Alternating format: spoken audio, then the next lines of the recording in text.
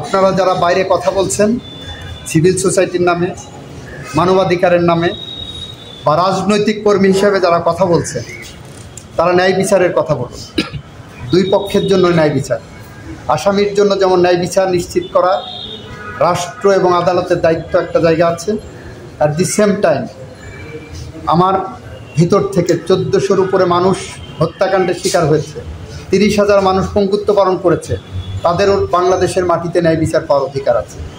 এইটা বলতে যে আমি এলিনা রুজভেল্টের একটা উক্তি কোট করেছি যে বিচার করতে যে রাইট অর রং এইটা ডিসাইড হবে না, বিচার করতে যে ডিসাইড হবে হোয়াট ইজ রাইট।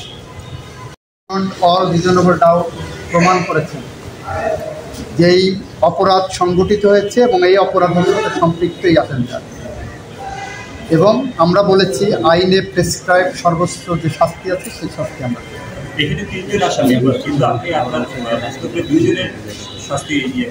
একজন অ্যাপ্রুভার হয়েছেন, সেটা আদালতের উপর নির্ভর করছে। আমরা মনে করি যিনি অ্যাপ্রুভার হয়েছেন ফুল ডিসক্লোজ করেছেন তার ইনভলভমেন্ট, অপরাধের সম্পৃক্ততা। এই অপরাধের সম্পৃক্ততা যদি ফুল ডিসক্লোজ করেন তাহলে আইনের মধ্যে বিধান আছে, আদালত একটা নির্ধারণ করবেন, সিদ্ধান্ত নেবেন ফুল ডিসক্লোজড হয়েছে কিনা। যদি ফুল ডিসক্লোজড হয়ে থাকেন তাহলে ওনাকে একভাবে ট্রিট করবেন, আদালত যদি মনে করেন ফুল ডিসক্লোজড হয়নি ওনাকে অন্যভাবে